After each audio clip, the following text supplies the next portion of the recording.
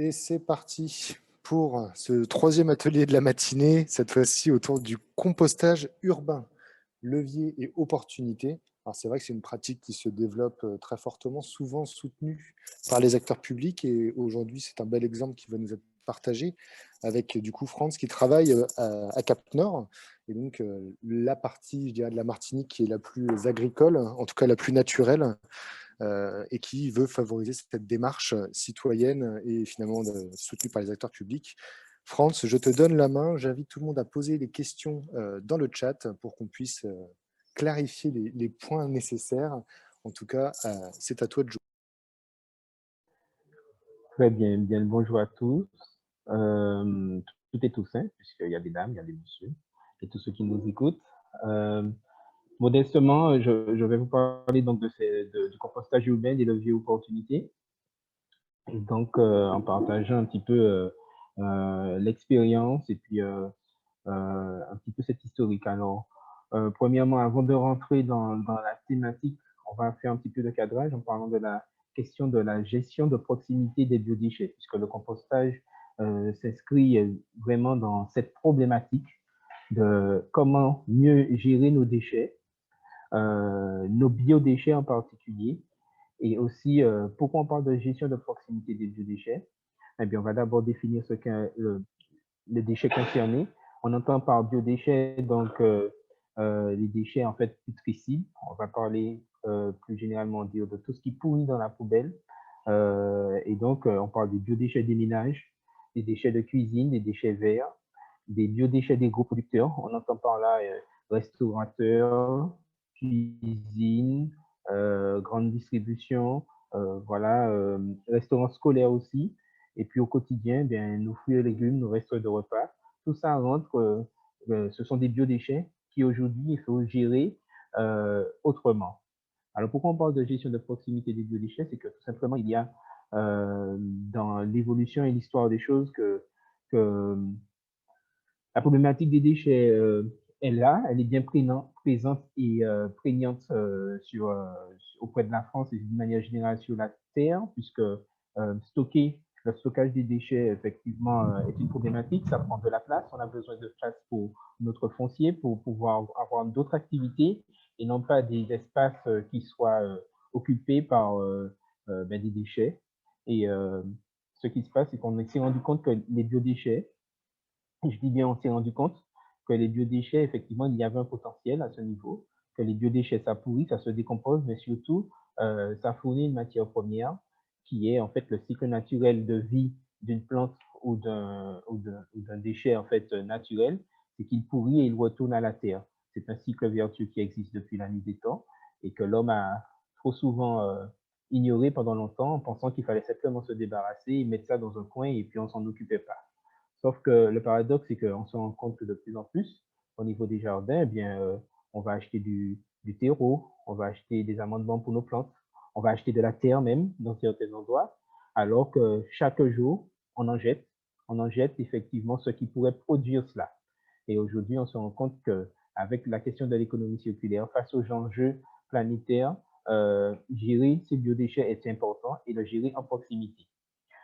Euh, Alors, ce qui se passe, c'est que la loi de transition énergétique pour la croissance verte, qui a été publiée le 17 août 2015, donne comme feuille de route pour la France qu'en 2025, chaque citoyen doit avoir à sa disposition une solution lui permettant de ne pas jeter ses biodéchets donc, dans les ordures ménagères résiduelles, afin que ceux-ci ne soient plus éliminés, mais valorisés. Donc, vous avez une petite frise en bas qui vous montre que depuis 2012, en fait, euh, la loi enfin, on a réglementé l'élimination des biodéchets en obligeant en fait les gros producteurs, donc ceux qui produisent plus de 120 tonnes de biodéchets par an, à pouvoir avoir une solution autre, donc le tri à la source, de pouvoir trouver des filières pour pouvoir gérer leurs déchets. Comment on est organisé rapidement en Martinique? Aujourd'hui, nous sommes l'un des rares départements de France, et à l'époque où il a été construit en 2006, inauguré le centre de valorisation organique en 2006, c'était la troisième unité de France de méthanisation, donc valorisation des biodéchets, qui aujourd'hui, justement, est encore en sous-capacité.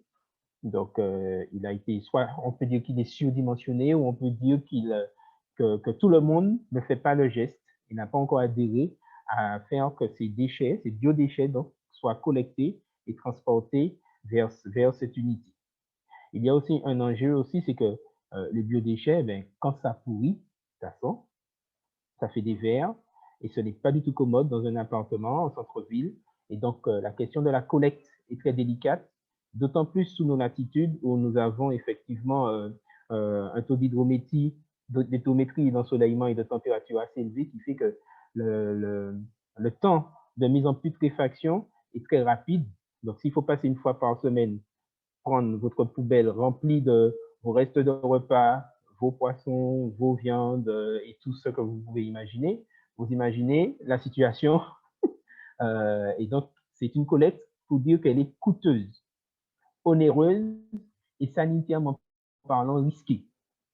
Cependant, il nous faut trouver donc des solutions. Et donc, pour l'instant, la loi sur le plan national a limité aux gros producteurs une obligation, à partir du moment où ils ont 120 tonnes de biodéchets par an, à pouvoir collecter séparément ces biodéchets et les envoyer. C'est pour cela que certains restaurants, certaines cantines scolaires, et notamment il y en a 80 sur le territoire du Nord, Cap Nord a mis à la disposition la collecte des biodéchets sur ces communes, sur ces établissements scolaires bac marron, pour les emmener vers le centre de valorisation organique, et ils fournissent un compost que vous pouvez maintenant voir depuis quelques temps si vous faites attention à votre paysage. Vous voyez parfois dans les champs de bananes, dans la préparation des terres, il y a des gros monticules noirs et on mélange ça à la terre. Ce sont les biodéchets justement qui ont été collectés, qui ont été transformés en contact et qui servent maintenant d'amendement organique sur les sols martiniquais pour les enrichir et limiter les intrants, donc les produits chimiques, les pesticides et les engrais en fait surtout que l'on pourrait mettre. Donc on contribue à cela. Vous voyez souvent des parcelles avec des monticules noirs et qu'on sème, on étale ça sur les champs. Ce sont la valorisation des biodéchets en Martinique qui fonctionne et qui est très prisée par les agriculteurs.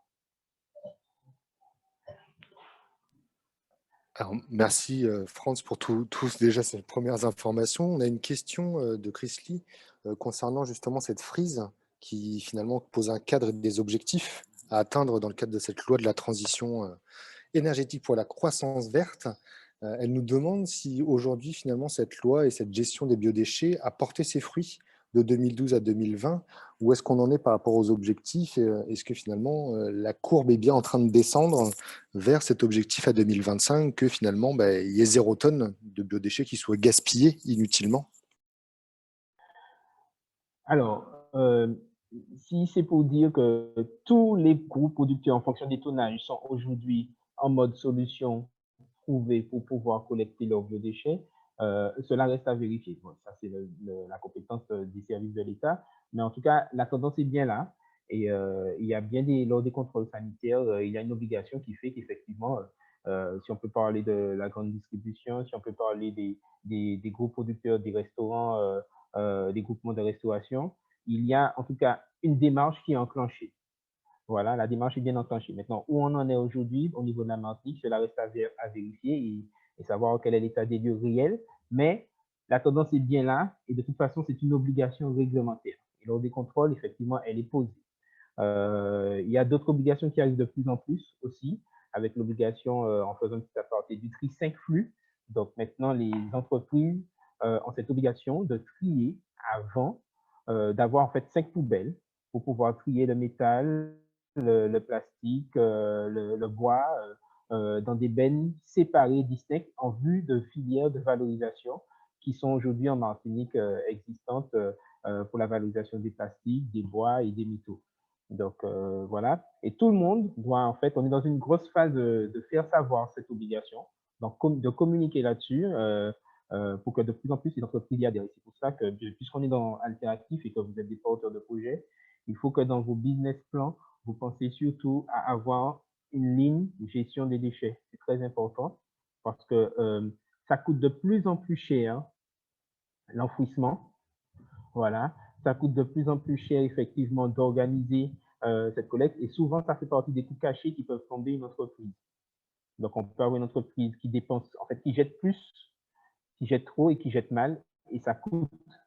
Et donc il faut vraiment dès le départ penser à quel type de déchets je vais produire, comment je peux le valoriser, comment je peux, dans une démarche économique circulaire, trouver effectivement un repreneur ou limiter. Donc, c'est une démarche qu'il faut de plus en plus avoir.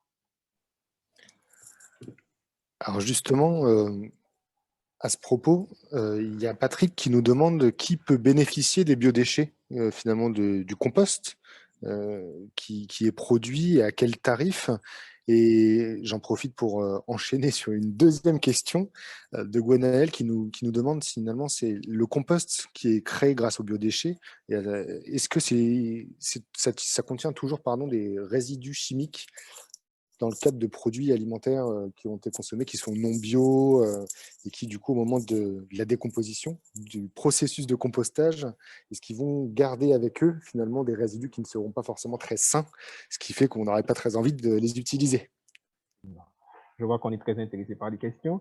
Alors, dans le phénomène de décomposition de la matière, dans le cycle de compostage, surtout en matière industrielle, il y a ce qu'on appelle la phase d'hygiénisation, qui fait que, de toute façon, le cycle du compostage, il y a une montée en température.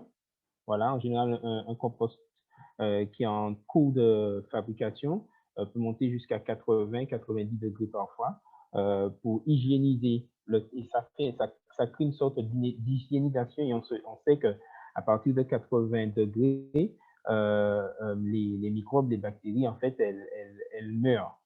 Donc, il y a ce phénomène d'hygiénisation. Maintenant, sur la question des produits chimiques, je n'ai pas les informations sur les résultats, mais en tout cas, les normes existent. Il y a des composts qui sont normés. Quand on a un compost qu'on doit vendre, justement, on va en parler un peu, il y a une réglementation qui existe autour de cela. Et on ne vient pas, on a fabriqué son compost et on le vend. À partir du moment où on vend son compost, on doit rentrer dans une réglementation et il y a une norme de compost qui peut être vendue. Et c'est pour ça que les agriculteurs, justement, ont cette possibilité de le mettre dans leur champ. Alors oui, parfois, il peut y avoir quelques résidus plastiques. Effectivement, la qualité du compost se mesure au tri préalable qui a eu lieu. Et après, il y a des grilles et on essaie de filtrer pour qu'il soit de plus en plus de qualité. Mais pour l'avoir testé, en tout cas, le compost du CVO, il est bon.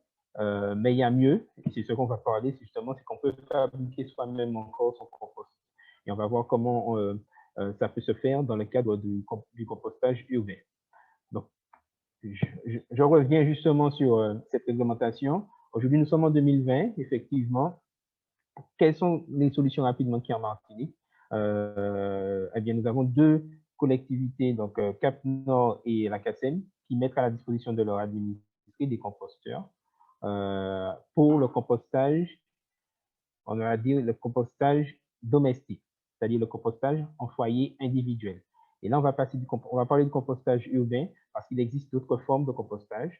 Et puis, je vous ai déjà parlé de la collecte des biodéchets qui se met en place, qui existe déjà sur les 4 communes du nord de la Martinique, donc Robert, Trinité, Sainte-Marie et Gros-Morne. Tout le sud, normalement, chaque résident en foyer individuel bénéficie d'un bac marron, d'une poubelle marron, et doit normalement, a la possibilité en tout cas, de pouvoir l'utiliser pour faire évacuer ces biodéchets. Et la CACEM propose des composteurs. Alors, ce qu'il faut bien comprendre, par contre, sur cette loi et cet objectif, et regardez bien, si je l'ai mis en rouge, je l'ai encadré, en 2025, on a bien dit chaque citoyen doit avoir à sa disposition une solution. L'idée n'est pas que chaque personne soit obligée et contrainte de trier ses biodéchets, mais qu'elle puisse le faire. Qu'elle ait une solution, soit de compostage ou soit de collecte. Voilà. Maintenant, certainement, après 2025, d'autres choses viendront pour pouvoir obliger. Maintenant, pour l'instant, on dit la tendance est d'aller vers là, que tout le monde, que personne ne puisse dire que je n'ai pas de solution en proximité. Alors, il y existe donc sur le compostage, on va passer à la slide suivante, si elle veut bien. Voilà. Voilà un petit peu la question des biodéchets et de l'économie circulaire. On a un peu parlé de tout ce cycle-là. Vous voyez bien que ici, il y a les restaurateurs, les professionnels, donc c'est le biodéchet des entreprises et le cycle vertueux. Il y a effectivement parfois un temps de stockage, donc ce sont les bennes, les bacs qu'on met en attendant qu'ils soient collectés. Ensuite, ils arrivent donc parfois dans des plateformes ils arrivent sur les plateformes de valorisation. Donc, soit ce sont des aires de compostage, il y en a en Martinique, soit ce sont des centres de valorisation organique, il y en a aussi en Martinique. Pour dire, sans faire de pub, IDEX, le centre de valorisation organique au Robert, il y a des exploitations agricoles qui ont eux-mêmes en Martinique leur propre plateforme de compostage aussi. Donc, il y a une organisation qui existe puisqu'ils ont bien vu qu'il y a un apport carbone et enrichissant pour le sol qui est indéniable.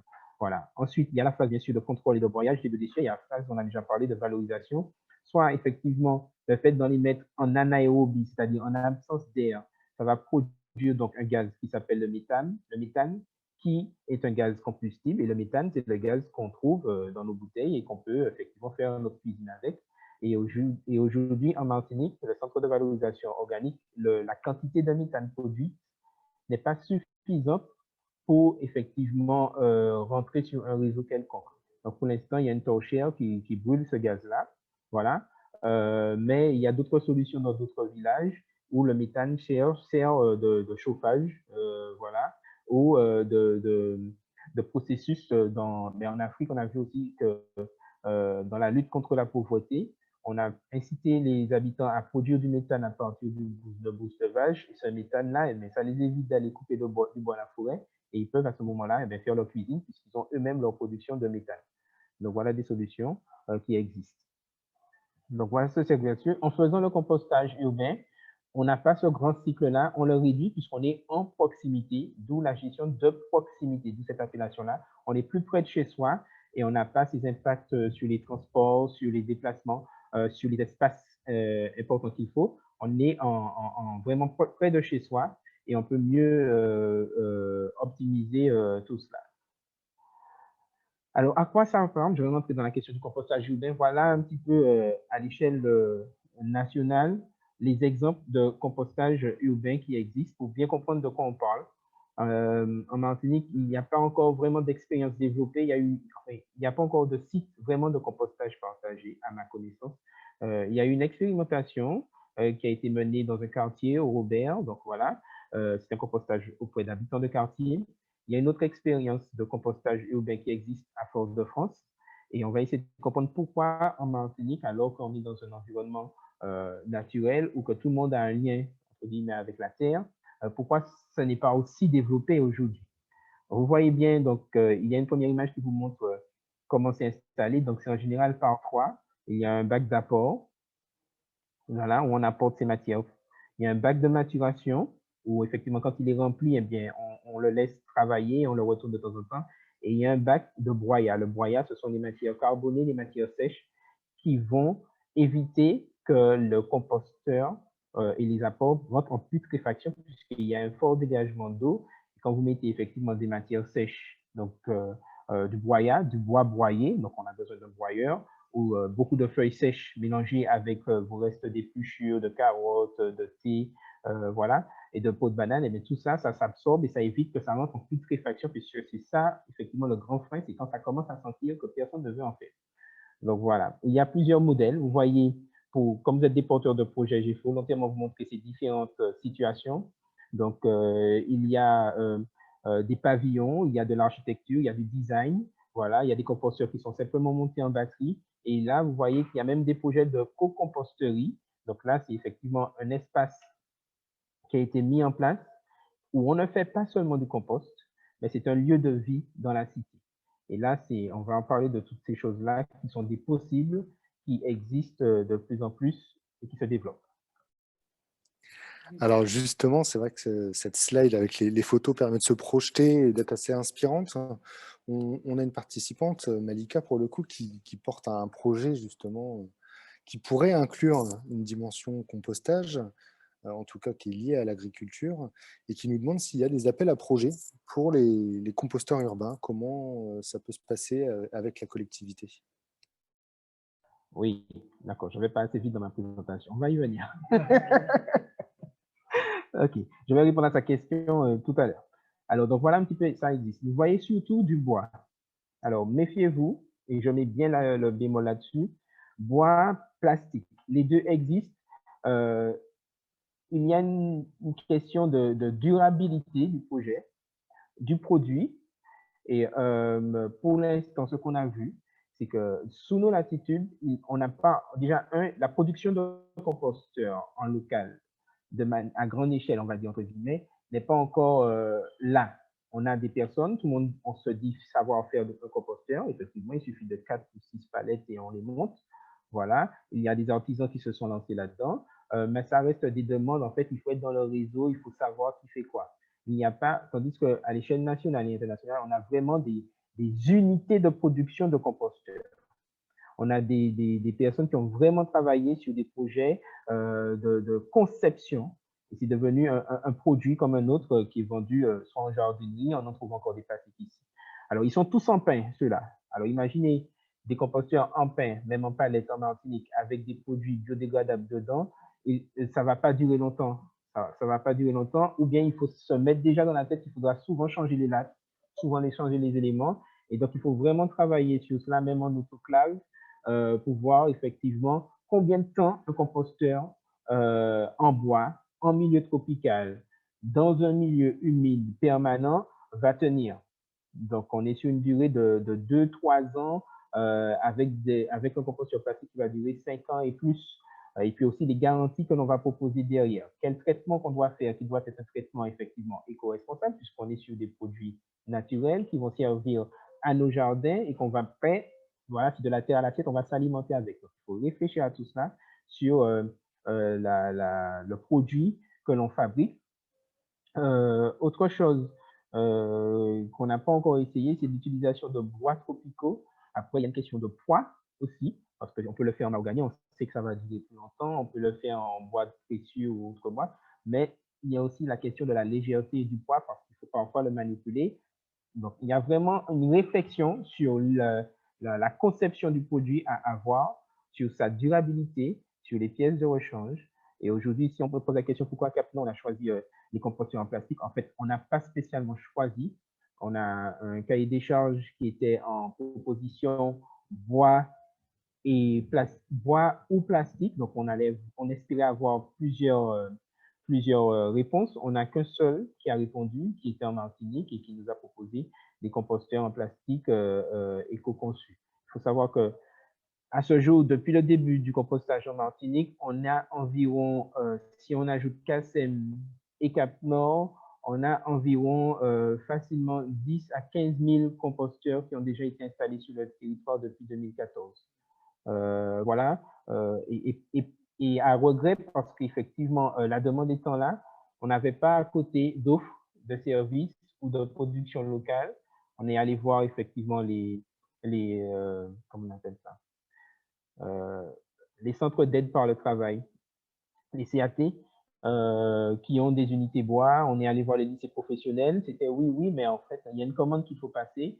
Nous, on a passé en 4 ans une commande de 5000 composteurs. Vous comprenez bien qu'il faut approvisionner. En une année, on a distribué près de 1200 composteurs. Il fallait répondre derrière.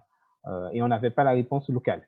Donc voilà. Et s'il fallait effectivement, par rapport aux objectifs qu'on s'était fixés, attendre, eh bien, peut-être qu'on serait encore à commencer à distribuer le composteur. Donc, il faut faire vite, c'est pour vous dire. Les enjeux sont vraiment prégnants et la demande va être de plus en plus grande. Par contre, on arrive sur un niveau où des personnes, les composteurs qui ont été placés à l'époque sont en fin de vie et effectivement, ou bien avec un cyclone, un couvercle est cassé, ou bien un composteur, l'arbre est tombé dessus. Les personnes ont envie d'avoir un autre composteur, donc bien sûr, ils viennent nous voir en espérant qu'on leur donne un nouveau gratuitement. Ce n'était pas l'objectif. L'objectif était d'initier, de pouvoir intéresser les personnes et leur donner l'occasion d'expérimenter le compostage. Donc, les gens sont satisfaits d'une manière générale. Mais aujourd'hui, on est en train de voir comment en fait, on n'est pas en train de voir, on se penche sur comment permettre aux personnes d'être autonomes, parce que c'est important, pour pouvoir ne pas dépendre de quelqu'un qui va chaque fois leur donner un composteur, mais de trouver des solutions, soit par eux-mêmes, construire eux-mêmes leur composteur avec des ateliers de fabrication de compostage, ou bien se tourner vers de la petite production, qu'on essaie d'identifier des acteurs sur le territoire pour dire, allez voir cette personne qui pourra vous faire un composteur, peut-être en bois en attendant, ou vous mettez une feuille de tôle dessus si c'est le couvercle cassé, et puis ça va fonctionner, quoi. Donc, il y a une demande qui est en train d'arriver et je veux attirer votre attention là-dessus. Voilà. Donc, voici les solutions de compostage urbain, puisque c'est les leviers et les opportunités. Voilà, on en a un petit peu parlé. Donc, je vais faire avancer. Voilà, attendez, pardon. Je vais vous montrer d'abord une expérience en milieu urbain qui a été faite dans une collectivité où ils ont réussi ils ont fait un petit film pour nous permettre de comprendre un petit peu les enjeux. On va commencer à parler des leviers. Ah ben oui, c'était avant. Je reviens. On la reprend moins crispée.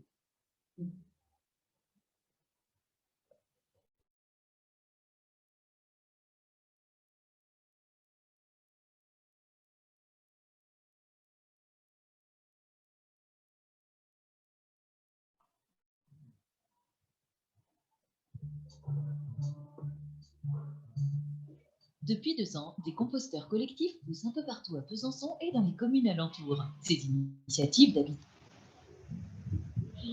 C'est moi?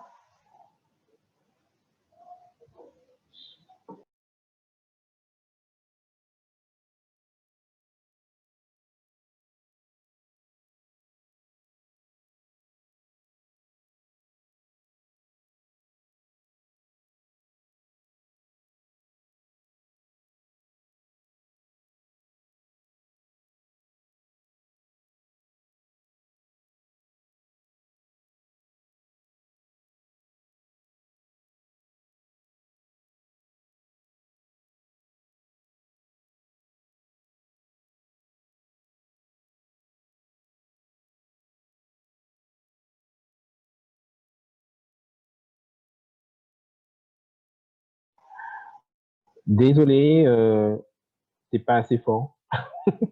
Bon, c'est pas grave, je vais vous communiquer le lien en temps et en heure. Ce qui était intéressant surtout dans cette vidéo, c'était d'avoir leur témoignage pour voir un petit peu les enjeux. Vous ne serez pas en reste, ne vous inquiétez pas. Dans les communes alentours. Voilà, je reviens. Voilà.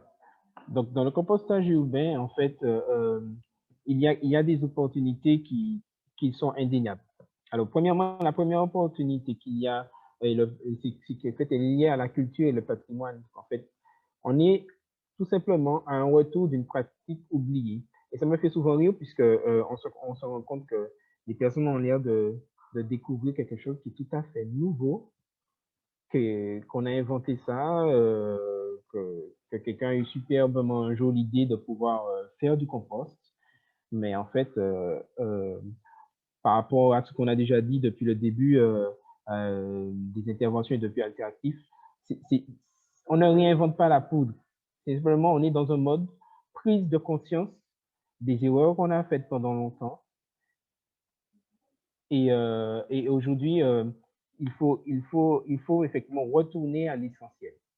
Comme j'ai dit tout à l'heure, on va aujourd'hui acheter du terreau, de la terre de bruyère, pour parler de la Martinique, et on va chercher de la terre de bruyère. On ne sait pas vraiment ce que c'est que la terre de bruyère, et on s'étonne effectivement que dans nos plantes, par exemple, eh bien, parfois, eh bien, on met cette fameuse terre et puis notre sol est acidifié, notre plante meurt, alors qu'on a fait un apport. La terre de bruyère, c'est une terre acide qui est faite surtout pour les fougères. Et donc, quand on met ça dans vos plants maraîchers, elle est trop acide et elle brûle vos plantes. Et puis après, il y a des techniques qu'on a oubliées. Donc, ce qui fait qu'il y a eu un conditionnement des populations où on les a urbanisées. Il n'y a pas eu les transmissions générationnelles. Voilà. Et donc, aujourd'hui, on a peur de ce dont on vient. On vient de la Terre. Donc, on en a peur et aujourd'hui, on doit tout réapprendre. On doit tout reconnecter. Et le compostage, effectivement, nous apprend qu'effectivement, il nous fait voir qu'en réalité, on est riche. On est riche. Et nos déchets, et on parle même plus de déchets, nos matières premières, voilà, bien, c'est de la vie qu'il faut retourner au sol. Et donc, cette pratique-là nous permet effectivement de nous garantir des produits sains, des produits produits par nous-mêmes, qu'on a vu pousser dans un sol effectivement sain, voilà, et que l'on peut s'alimenter et qui sont beaucoup plus énergétiques, puisque on sait bien qu'un végétal, une fois qu'il est arraché ou cueilli, il commence à perdre ses éléments nutritifs. Donc, plus longtemps il sera en conservation avant d'arriver à notre bouche et qu'on l'ait mangé, plus il perdra de ses vitamines, de ses sels minéraux et après les modes de cuisson. Donc, plus vite on va dans son jardin prendre et mettre à la bouche, plus vite on a les éléments nutritifs nécessaires à notre développement et notre épanouissement. Donc, il y a cette notion de culture, de patrimoine et de transmission qui est très importante et dans cette reconnexion à soi et au sol. Voilà.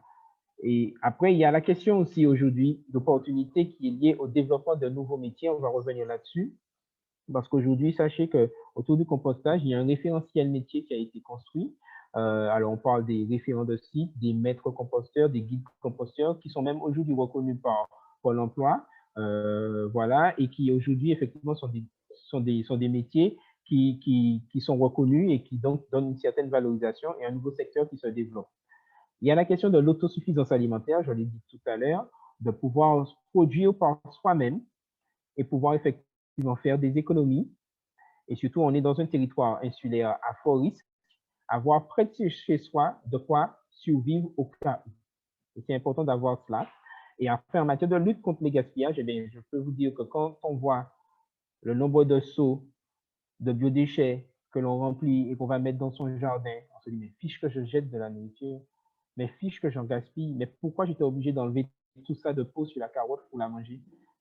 Et on réfléchit effectivement et on prend conscience effectivement de ces usages et on finit effectivement par moins gaspiller parce qu'on est plus sûr de tout manger parce qu'on sait d'où ça vient et qui l'a produit. En général, c'est moi-même. Et voilà. Et puis aussi, les pratiques de compostage urbain, c'est vraiment une fabrique de lien social. C'est ce que la vidéo voulait vous montrer. Alors, une petite question de Corinne concernant les nouveaux métiers. Est-ce que c'est possible de préciser un peu plus ces nouveaux métiers émergents liés au compostage dit urbain? Après, là, moi, j'entends compostage urbain dans le sens un peu potentiellement compostage collectif, en tout cas pas uniquement individuel. En Martinique, c'est quand même principalement une île rurale, à part la CACEM et potentiellement Fort-de-France, qui est quand même le gros pôle urbain. Le Cap Nord, c'est principalement quand même des territoires et des villes assez rurales. Donc, c'est dans cette dimension-là, finalement, que ton propos est orienté, Franz. Donc, est-ce que tu peux nous préciser un peu plus cette dimension de nouveaux métiers émergents grâce à cette dynamique?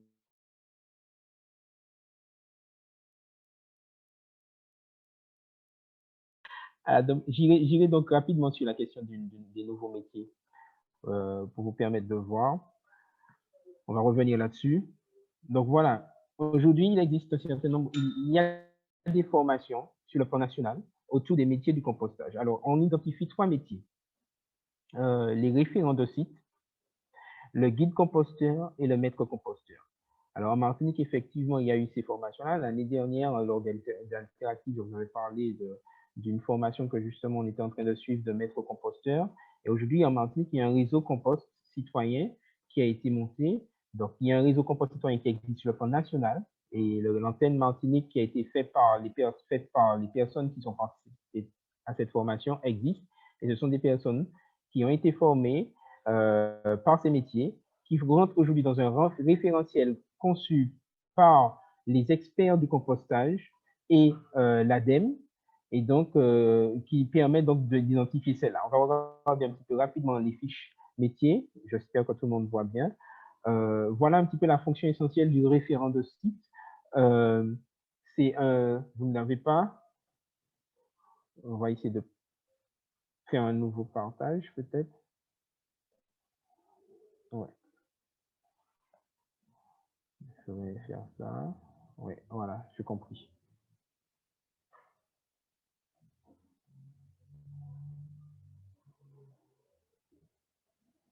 Là, ça va. Tout le monde est OK. OK. Le référent de site, eh bien, voilà sa fonction essentielle. Il est présent sur une opération, donc, comme c'est écrit partagé ou autonome en établissement. Donc, rapidement, on s'arrête là. Le compostage partagé, c'est le compostage comme Viviane a dit. C'est en pied d'immeuble. Donc, on a une cité. On a parlé des exemples de jardins urbains, jardins partagés. Eh bien, voilà un site qu'on peut développer à l'intérieur de jardin urbain. C'est un site de compostage partagé où on va prendre à peu près quelques habitants. On ne va pas prendre, on va demander aux habitants, parce que c'est un aspect très important, volontaire, qui souhaiteraient valoriser leurs biodéchets, de pouvoir le faire au pied de leur immeuble. Et bien sûr, la résultante de ce compostage-là, ils pourront l'utiliser pour faire des jardinières sur leur balcon au lieu d'aller acheter comme tu dis, le terreau et tout ça en grande surface, ils en auront. Ils pourront aussi peut-être avoir des idées pour pouvoir développer des jardins partagés, puisque maintenant qu'on a un substrat, eh bien, il faut bien en faire quelque chose, de le valoriser. Et ça va un petit peu plus les inciter à le valoriser en produisant eux-mêmes, au pied de leur immeuble, du maraîchage, par exemple, ou des aliments qui pourront mener en général des végétaux. Alors, on parle donc du compostage autonome en établissement. Donc, vous voyez bien qu'il y a un référentiel avec des codes et des mots-clés. Donc, partager en pied d'immeuble, autonome en établissement, c'est quand un établissement scolaire ou une entreprise décide donc de valoriser ses biodéchets ou de mettre en place du compostage au sein de son bâtiment avec ses employés ou parce qu'il y a une cantine ou un restaurant qui décide de le faire, de valoriser ses restes de repas. Et donc, le référent de site est la personne, donc, qui est la personne ressource, voilà, pour les usagers. Son opération, en fait, est très simple et consiste à la mise en place, à la conduite de l'opération. Il voit ses activités principales. Il est là en tant que relais. S'il y a à peu près 10 foyers dans un immeuble, il faut qu'on ait identifié une ou deux personnes, de préférence deux, qui, quand même, de temps en temps ou régulièrement, vont voir si le respect de l'apport, donc, je vais dire sec, humide, donc voilà, le broyat et les déchets putrescibles sont bien mélangés. Il va de temps en temps donner un petit coup de fourche pour voir que le processus de décomposition se passe de manière correcte, sans qu'il y ait effectivement dégagement d'odeur ou de nuisibles, et va veiller à ce que les apports soient faits de manière correcte pour pouvoir arriver à un résultat qui soit intéressant pour chacun. Voilà. Il va aussi créer aussi une animation, la dynamique de la cité autour de ses résidents. C'est aussi l'occasion peut-être de donner un moment rendez-vous à tous les participants sur le composteur pour pouvoir prendre un petit café ou bien chez nous prendre un petit pot. Voilà. Et puis passer un petit moment tranquille autour de cela. Il y a un moment où il faudra récupérer donc le compost produit. Et bien, c'est aussi un temps de convivialité où ensemble on peut décider de passer le goûter ou bien prendre le petit déjeuner parce qu'aujourd'hui on va brasser, on va sortir le compost de notre production et on va être fiers, on va se le partager. Donc c'est un instant de vie sociale qui est très important et le référent de site avec les habitants, il est là pour créer cette dynamique. Voilà déjà un petit temps. En général, il est bénévole, mais il y a des endroits où ça peut être fait par la ville qui va recruter des référents de site parce qu'il y aura plusieurs sites sur le territoire. Non, c'est pas lui. Je vais passer sur le prochain métier. Je vais fermer ça directement, ça va arriver. Voilà. Ah ben non, c'est pas encore merci.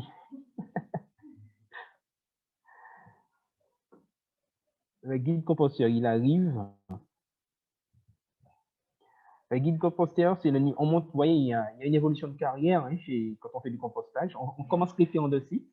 Ensuite, on devient guide composteur. Ça veut dire qu'en étant guide composteur, on gagne, si je peux le dire, c'est bien ça, on gagne en compétences. Voilà, il y a aussi chaque fois une formation qui est associée à cela. Pour être référent de site, il y a une formation d'une journée et demie à 2 jours où on apprend les rudiments du compostage, comment le mener, comment le suivre. Et puis après, quand on devient guide composteur, eh bien, on a un module supplémentaire qui nous permet à ce moment-là de pouvoir être un peu d'être plus professionnel, voilà, de pouvoir aussi avoir un fort volet de transmission, savoir enseigner, expliquer, accompagner des démarches, initier l'installation d'un site de compostage. Voilà un petit peu les activités du guide composteur qui sont souvent liées à la communication et c'est le commercial en fait du compostage. Voilà, c'est lui qui va dire, eh bien oui, d'avoir la cité voisine, mais vous pouvez en mettre un, oui, on peut vous aider, venez voir chez nous. Donc, il a surtout ce rôle-là. Et aussi, bien sûr, dans son coin, il fait ce relais-là. Donc, c'est un habitant de la commune, du quartier, voilà. Sa mission, il peut être élu ou salarié d'une collectivité ou d'une association dont le statut ou l'activité le conduit habituellement à informer le grand public. Donc, il va passer dans les écoles, dans les EHPAD, sur la place, il va tenir ses stands d'animation. Et donc, il y en a qui sont aussi bénévoles, mais vous voyez bien qu'il y a un statut. Voilà le témoignage, ça c'est important, d'une dame qui était employée de la Poste à la retraite. Elle était propriétaire d'une maison et comme vous voyez, elle aimait bien le jardinage. Elle a participé à des formations de guide composteur proposées par sa collectivité. Et puis, au cours de ces dernières années, elle a découvert de nouvelles pratiques qu'elle a rapidement adoptées chez elle et elle en a fait la promotion auprès des autres personnes qu'elle rencontrait. et elle s'est découverte même une nouvelle passion, et maintenant qu'elle est à la retraite, elle consacre donc une grande partie de son temps à la promotion du compostage. Donc, vous voyez, il y a une transmission des savoirs qui arrive, et elle a s'est découverte une nouvelle voie, une nouvelle vie, eh bien, et ils peuvent être soit elle était retraitée, ils peuvent parfois la ville peut employer des personnes dans les contrats chantiers d'insertion, on peut recruter peut-être des guides composteurs là-dessus. Voilà, la formation est de 2 jours. Je vous montre rapidement un petit peu les dispositifs de formation qui existent, guide composteur, où il y a vraiment des techniques à maîtriser. Tout ça sera mis à votre disposition, il n'y a pas de souci. Vous pourrez relire de manière plus posée et voir un petit peu tout ce qu'il en est. Et enfin, maître composteur, là, c'est, vous voyez déjà le titre, vous êtes maître composteur. Voilà, c'est maître Yoda. Ouais. Je fais quelques réglages pour que tout le monde puisse mieux voir. Voilà. C'est pas ça. On va fermer. Je ne vais pas biffer. Donc, lui, effectivement, c'est le professionnel. Vous voyez tout de suite, il met en œuvre donc les opérations de prévention et de gestion de proximité.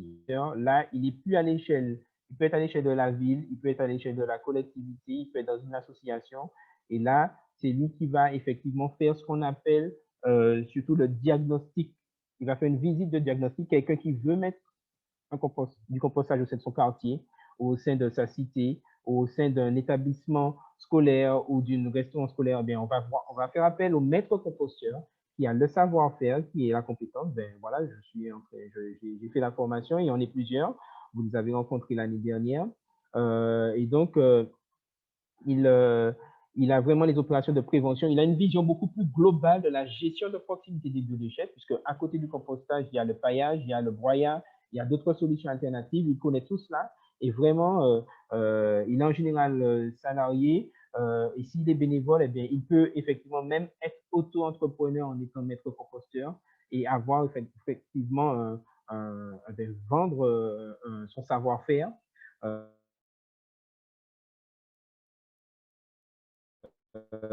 Et n'oublions surtout pas, c'est-à-dire qu'on ne peut pas se dire au maître composteur avoir suivi une formation maître composteur référent de site sans jamais avoir mis la main dans le cambouis.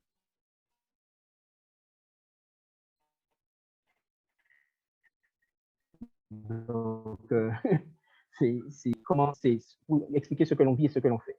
Donc, vous allez regarder cela à tête reposée, en sachant qu'aujourd'hui, pour vous dire qu'il y a de vrais enjeux. Qu'en est-il en Martinique en matière de levier?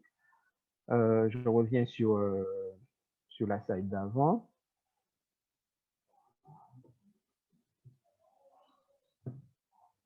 Okay. Je vais refaire. On va le refaire. Voilà. OK. Donc,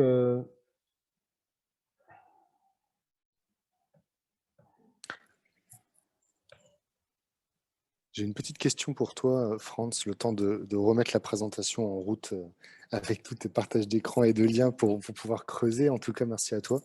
Une question par rapport aux structures de logements sociaux pour savoir s'ils s'impliquent dans ces dynamiques de compostage. De la part de Corinne qui nous pose cette question-là pour savoir si voilà, il y a d'autres acteurs que les collectivités qui jouent leur rôle pour favoriser le compostage collectif, même dans les logements HLM.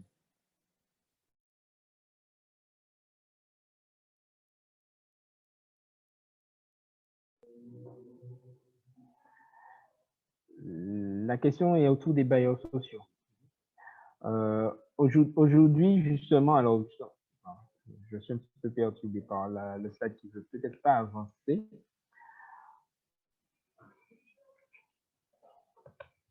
Voilà. Il fonctionne au clic. Notre film, ce sera pour après.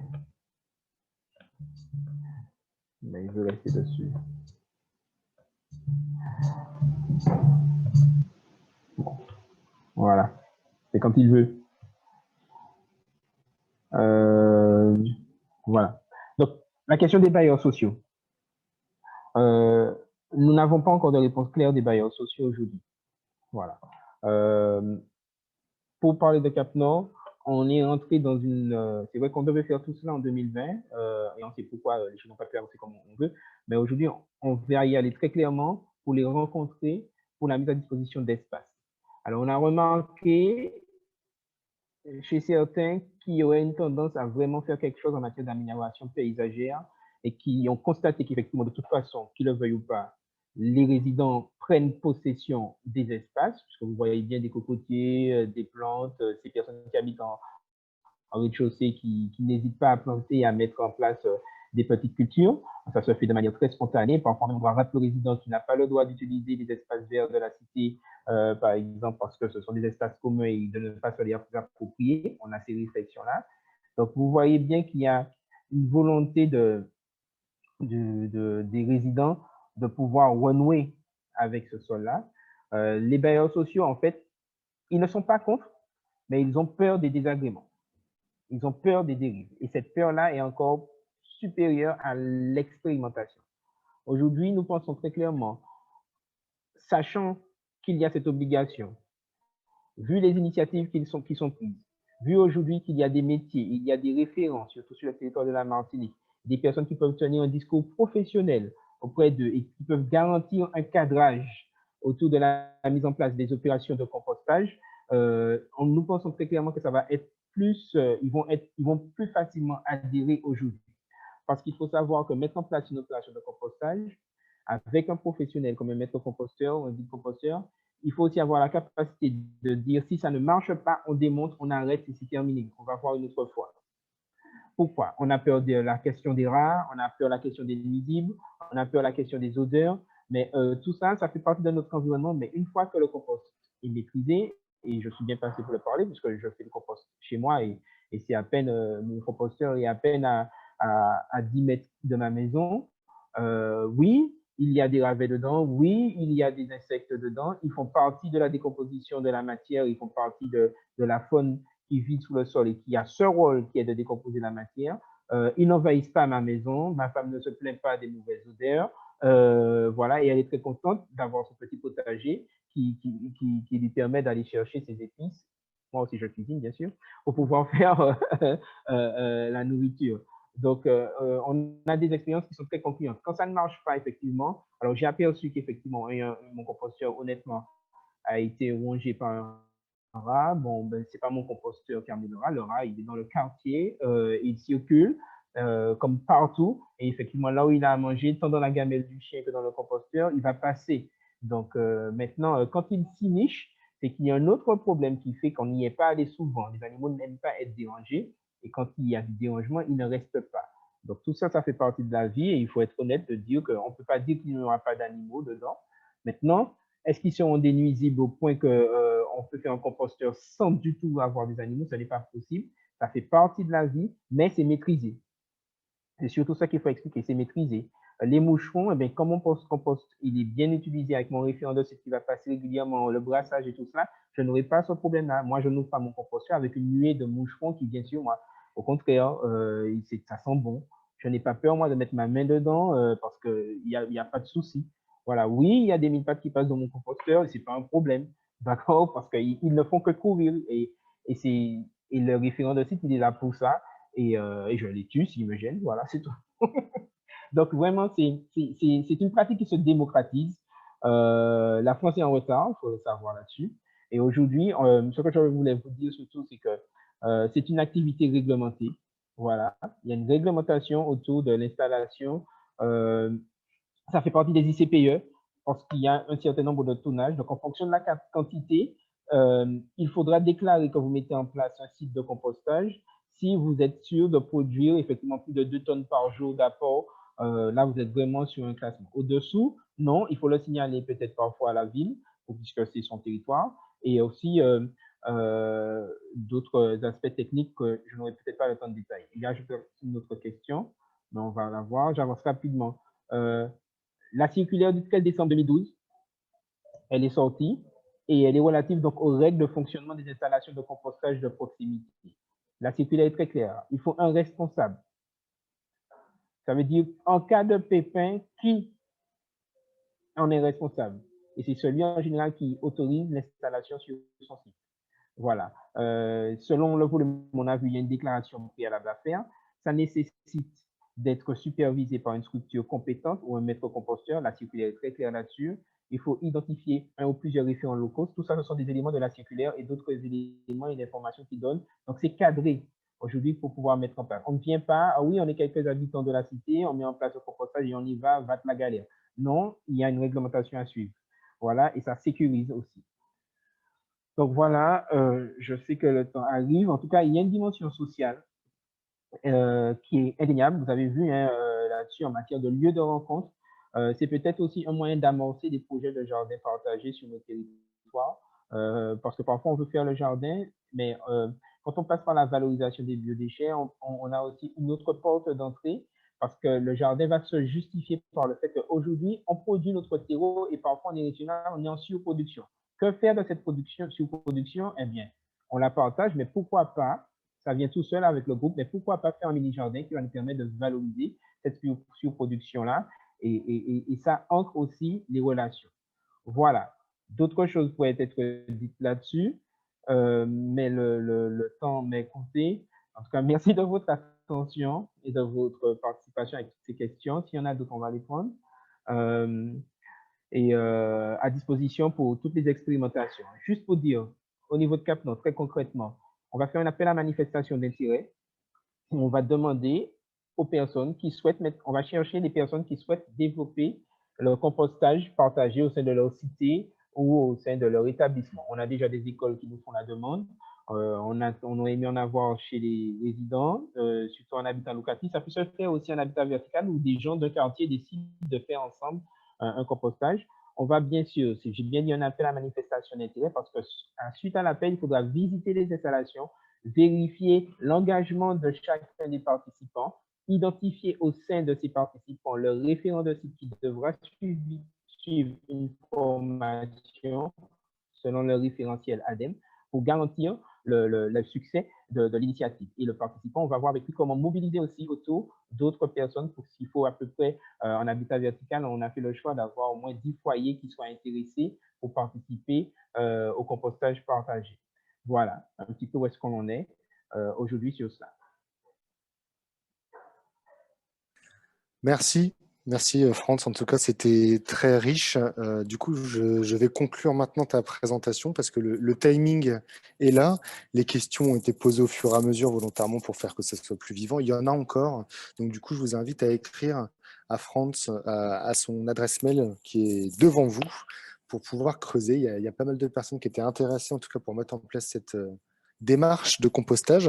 Donc c'est que la présentation a dû donner envie en tout cas. Et donc, pour ceux que ce soit dans un cadre privé ou dans un cadre professionnel, n'hésitez pas à contacter Franz pour en savoir plus. Je suis certain qu'il pourra vous orienter vers les meilleures solutions pour continuer à développer cette pratique sur la Martinique. Merci de votre participation, de vos questions. On vous laisse là pour l'instant et on vous retrouve dans 1 heure pour la conférence de clôture de cette semaine interactive. Donc, à tout à l'heure et prenez soin.